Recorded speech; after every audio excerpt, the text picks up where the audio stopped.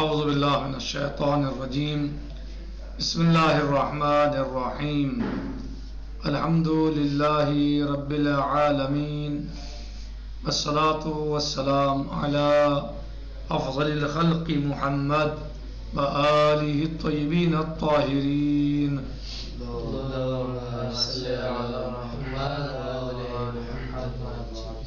آج نمبر 2 یعنی مفہوم مخالفت میں ہماری بحث چل رہی ہے.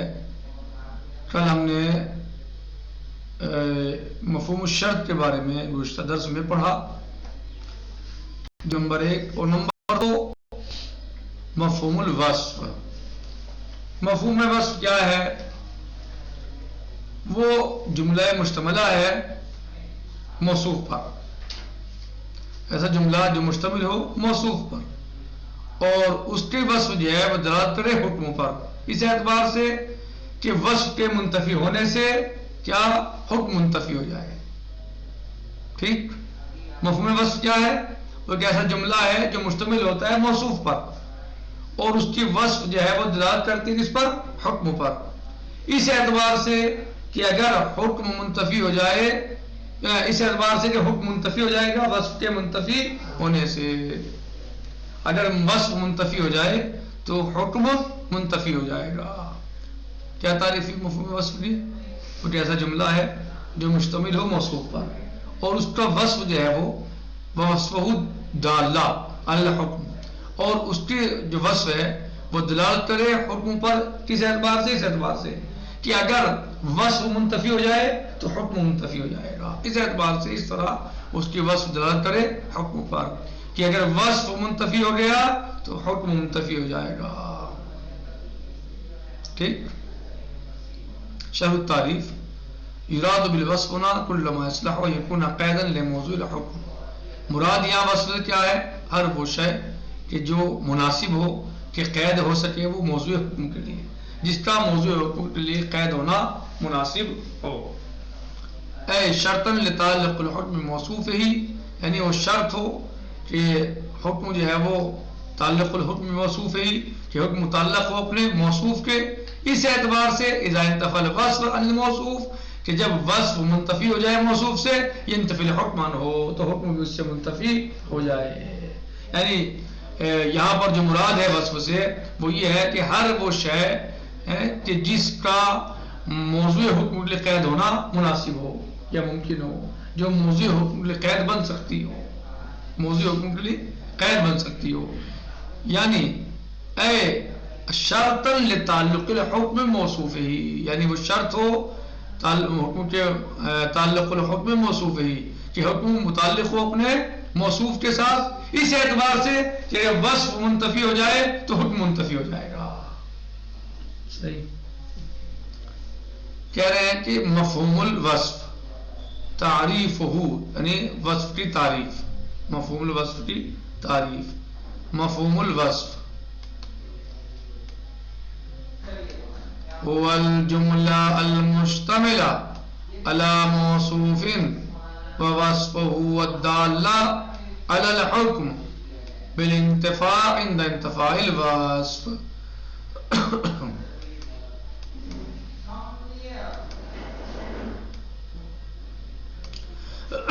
مفہوم الوصف کیا ہے؟ هو الجملة المشتملة، وہ ایک ایسا جملہ ہے کہ جو مشتمل ہو علی موصوف، موصوف پر. مفہوم الوصف وہ ایک ایسا جملہ مشتملہ ہے، وہ ایک ایسا جملہ ہے جو مشتمل ہو موصوف پر. ووصفہ الدالۃ علی الحکم، اور اس کی جو وصف ہے وہ دلالت کرے حکم پر. کیسے؟ بالانتفاء، حکم پر کیسے دلالت کرے؟ بالانتفاء، یعنی حکم منتفی ہو جائے گا عند انتفاء الوصف، جب وصف منتفی ہو جائے. شرح التعریف. تعریف کی شرح. یراد بالوصف، وصف سے مراد جو ہے وہ کیا ہے؟ یراد بالوصف، وصف سے مراد لیا گیا ہے یہاں پر کل ما یصلح ان یکون قیدا لموضوع. ہر وہ شے کہ جو یصلح ہو یعنی مناسب ہو، صحیح ہو. ان یکون قیدا کہ وہ قید ہو سکے، قید بن سکے. لموضوع الحکم، حکم کے موضوع کے لیے. یہ آپ پڑھ چکے. ایک موضوع حکم ہوتا ہے, ایک خود حکم ہوتا ہے, اور ایک متعلق حکم ہوتا ہے. تو یہاں کس کے لیے قید ہو سکے؟ موضوع حکم کے لیے قید ہو سکے. اے یعنی شرطن, یعنی وہ شرط ہو لتعلق الحکم, یعنی وہ وصف جو ہے وہ شرط ہو حکم کے متعلق ہونے کے لیے.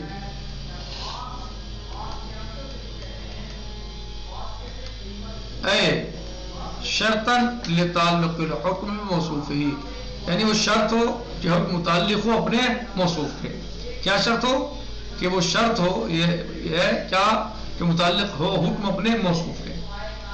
اس اعتبار سے بحث اس طرح ایسے اس اعتبار سے اذا انتفى الوصف عن الموصوف, کہ موصوف سے وصف ختم ہو جائے, منتفی ہو جائے, ينتفي الحكم عنه, تو اس سے حکم بھی منتفی ہو جائے گا. ایسے ہو متصف اور ایسے متعلق ہو وہ اپنے موصوف سے کہ اگر وصف منتفی ہو جائے تو حکم بھی منتفی ہو جائے گا. بس ٹھیک ہے. شرط الدلالہ کہہ رہے ہیں کہ شرط الدلالہ, دلالت کی کیا شرط ہے اس میں؟ کہہ رہے ہیں یشترط فی دلالت جملۃ الوصف علی انتفاء الحکم عند انتفاء الوصف. شرط یشترط فی دلالت الوصف, دلالت جملۃ الوصف میں شرط ہے کس بات کی؟ کس بات میں؟ علی انتفاء الحکم, کہ جب حکم جو ہے وہ منتفی ہو عند انتفاء الوصف, کہ جس وقت پر جو ہے وہ شرط منتفی ہو جائے, جس وقت پر جو ہے وہ حکم منتفی ہو صفت کے یا وصف کے منتفی ہونے پر, تو اس کی شرط ہے. کیا شرط ہے؟ ما یلی, جو نیچے آ رہی ہے. شرط ہے وصف کے منتفی ہونے سے حکم منتفی ہو جائے, تو اس کی کچھ شرطیں ہیں. کن شرطوں کے ساتھ حکم منتفی ہوگا وصف کے منتفی ہونے پر؟ نمبر 1 ان یکون الوصف قیدا وشرطا يتعلق الحكم بموضوع الذي هو الموصوف. کیا شرط ہے؟ پہلی شرط کیا ہے؟ پہلی شرط ان يكون الوصف قیدا, پہلی شرط یہ ہے کہ جو وصف ہے وہ قید ہو, صفت وصف قید ہو, وشرطا اور شرط ہو. کس کے؟ يتعلق الحكم بموضوع ہی, کہ حکم جو ہے متعلق ہو اس کے موضوع کے. الذي هو الموصوف, کہ جو موصوف ہے. متعلق حکم کیا ہے؟ موصوف. ان یکون الوصف قیدا و شرطا, اس اعتبار سے کہ وصف قید ہو اور شرط ہو. یہ تعلق الحکم موضوع ہی, کہ جو حکم متعلق ہے اور وہ متعلق ہو کس سے؟ حکم سے, حکم کے موضوع سے. الذی هو الموصوف, کہ جو موصوف ہے. وصف کیا؟ قید اور شرط ہو. ٹھیک, کیا شرط ہے؟ پہلی شرط غلام جو پہلی شرط وصف جو ہے وہ قید اور شرط ہو.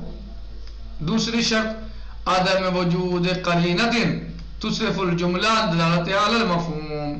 دوسری شرط یہ ہے کہ کوئی ایسا قرینہ نہ پایا جائے کہ جو منصرف کر دے جملے کو کہ اس کی دلالت مفہوم پر ہو رہی ہے, یعنی مفہوم پر دلالت کرنے سے جو روک دے.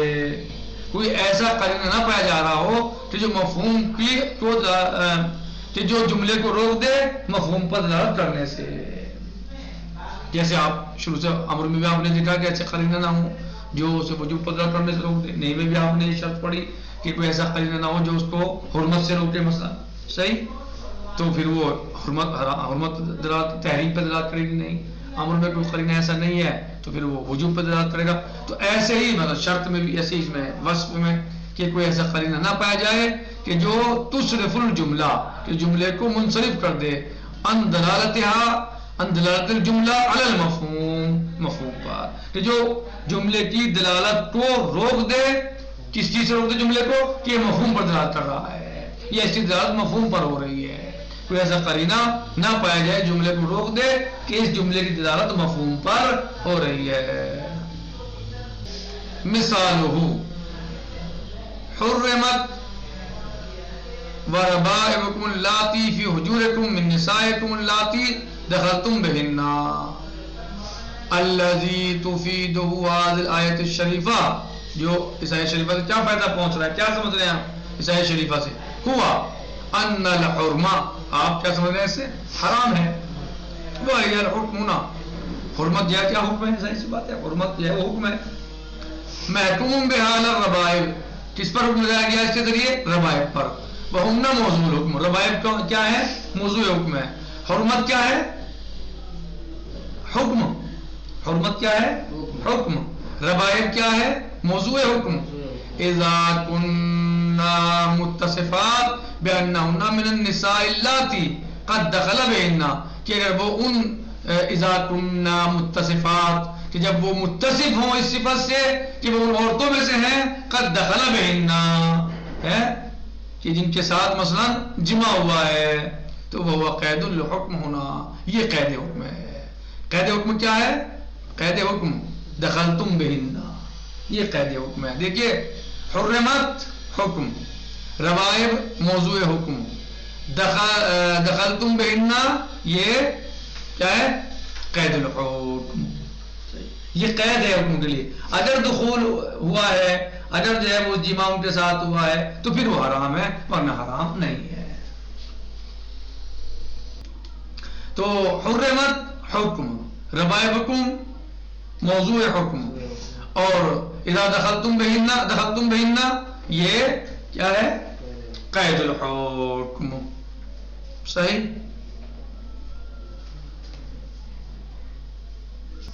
دوسرا کیا ہے؟